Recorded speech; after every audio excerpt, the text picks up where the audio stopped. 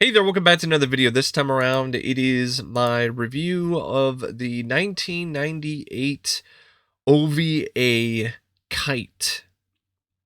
Now, before I get around to sharing more of my thoughts on this OVA and this anime, I want to give a special shout out to Will for requesting this video. And if there's another anime, OVA, film, TV show, or topic that you'd like to see me discuss in the future, feel free to donate to my PayPal. The link will be in the video description down below, and I'll try to get to it as soon as I possibly can. Now, Kite is something that I was loosely and a little bit aware of prior to actually sitting down and watching it, because there was a live action adaptation called Kite that I remember seeing a trailer for, and I thought it looked pretty awful. So I was a little wary of the film. But after watching it, I gotta be honest, folks. Other than some controversial subject matter and some kind of icky scenes involving underage sex, which I don't know why any of that is even in the movie. It's not necessary. It feels like a fetish for somebody who was involved with production that did not need to be put into the film. But other than that, I liked it quite a bit, actually. I thought it had some really great, striking visuals. I thought the animation was amazing. I thought it had some really great looking shots. I loved the aesthetic of it. The way the animation flowed and just moved was very fluid and very lifelike, and it really showcased itself to the fullest when it comes to the action sequences. Like, there's a lot of stuff, there's a lot of action in this. There's a lot of gunplay, there's a lot of shootouts, and there's a lot of explosions, and people falling off buildings. And I thought there's just the way that all of that was shot was just very dynamic. And in large part, of course, that goes to the director, Yosomi Umetsu. And I feel he did a really remarkable job for an anime, for an OVA. Like, some really great animation, some really good direction, uh, some direction that is so incredible at times that you're thinking that, oh, did he shoot this live action and then do rotoscoping? Like, it's that kind of uh, quality when it comes to the technique that's displayed.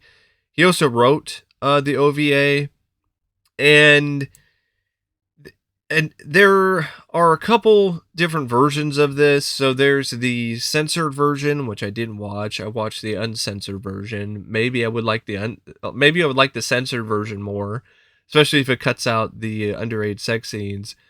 Um, and there's also versions of it that you can watch in parts, because I think initially it debuted as a two-parter, but you can also watch it in one installment. That's how I watched it. I watched it as one installment, the uncut version. And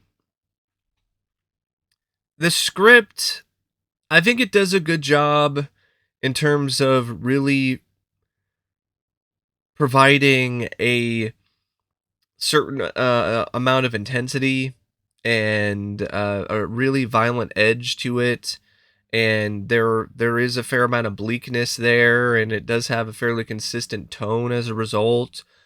um I think you definitely do ultimately learn to like some of these characters and root for them. I really am rooting for Sawa to get away from her captor and her abuser. I root for Oburi because he seems like a guy who wants to get out of this assassin life as well, and wants to just settle down with Sawa. The villains are very hateable, like in a with I think it's a Kai and Kane, who they call Kanye, which I'm like, yeah, I hate Kanye too, but it's a different kind of Kanye. It's like, what did Kanye West, was he a big fan of this movie? Is that why he decided to choose that name? Um, but yeah, good villains, good heroes, and a straightforward but relatively effective plot. I know there are a lot of critics who have said the film doesn't have a plot at all, And I think that's not necessarily fair to the movie. It has a plot, it's just not full of like massive subplots and a ton of character depth. Like there's enough character depth for you to care about the characters, but a lot of it isn't super in depth. And the plot's just rather simple. It's about these assassins that are trained and unleashed and used to kill certain targets with these guns that are really cool. These guns have explosive bullets. So when you shoot somebody, it penetrates their flesh, but in just like a matter of like a minute or less, then it explodes. So it leads to a lot of really gory visuals and some really crazy amounts of blood and gore and carnage. And as somebody who likes a lot of that stuff, it's pretty satisfying to see that. What's not so satisfying is to seeing the numerous sex scenes between an older man and a teenage girl. Not needed. No, thank you. I feel like I need to scrub my eyes after watching those scenes.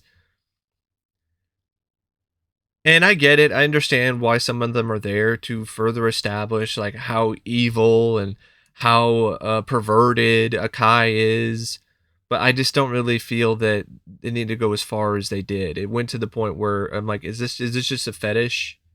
And I mentioned that before, but I think it bears repeating. It does feel like fetish porn at times, and I'm not all for that. And I know that's another problem with some anime is that there is a serious fetish porn aspect to it. And some people are into that. I'm not one of them. Give me the action. Give me the explosive bullets and the shootouts that honestly remind me of something out of a John Woo movie. Give me the explosions because there's a ton of them. Give me that. And to be fair, Sawa does get revenge on Akai, and it's rather satisfying. Blows his hand off and pumps him full of more explosive bullets. What's not so satisfying though is the death of Kanye. It's done off screen, and I think that was a mistake because the guy was equally as despicable to me as Akai, and also I don't really care for the ending. I get why it went there because it's a bleak movie anyway, but I just don't. I think it just makes it over the top when it comes to the bleakness, where you kill off Obery. You didn't really need to kill the guy. That wasn't needed. Oh, he gets shot by another assassin who's trained by who? The two guys who were dead. Why did we didn't that just you didn't need that. It's already depressing enough as it is with Sawa and her being mentally and sexually and physically manipulated and abused by her captor and Akai at a young age. Her captor, by the way, who is her employer, who's using her to kill these people and using her as an assassin. And if that isn't bad enough, he also killed her parents. So yeah, like this guy's a piece of shit. And it's already bleak enough in that regard. I mean, this girl's so messed up. She's wearing earrings that have her parents' blood in them.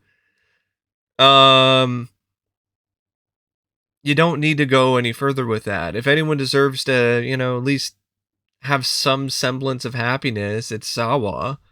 At least let her have Obery. But no, that's not what happens. Um, but yeah, for the most part, I do. I think it's a good script, other than some of the, in my opinion, needlessly controversial elements and the ending. I think it's consistently solid. It's got some great action, got a definite hard edge to it. The plot is simple but effective enough, and there's a nice little sense of humor at times. Yeah, overall, I thought it was a good script. And I watched the dubbed version, so I didn't watch the original Japanese dub. I watched the English dub, and I thought the English dubbing is actually some of the best I've heard in a while. because a lot of the English dubs of the anime, a lot of them are very hit and miss, mostly miss. I thought this was a hit. I thought Charlie Watson, who voiced Sawa, did a good job. So did Shane Callahan as a Worry. Dave Underwood is a Kai. Chuck Denson Jr. is Kanye. I thought everyone involved with the English cast, I thought they really did an excellent job embodying these characters and doing their part to bring them to life. Another thing that I definitely liked about the film was the music. I liked the music by Anne Fu. It had this sort of jazz vibe to it at times that sometimes didn't fit some of the scenes, but other times it really did fit, and I felt it added a nice little extra mood or tone or feel to the animation. And yeah, it's not very long. It's like the uncut version is only 50 something minutes. So it's not like it's a movie that's going to really overstay its welcome that much, or a story or a bit of animation that's really going to be that tedious. I know I've seen some reviews say, "Oh, it's boring." And I'm like, "How is this boring?" There's like people getting shot with explosive bullets. There's like numerous different big giant explosions in this movie. I don't know how I would consider this film to be boring, but to each their own on that. I would say if you like the girls with guns anime, if you like that kind of stuff, I would definitely recommend checking out Kite sometime. But be wary and be aware of the fact that there are some scenes in it, if you watch the uncut version, that are a bit skeevy. So take that with a pretty big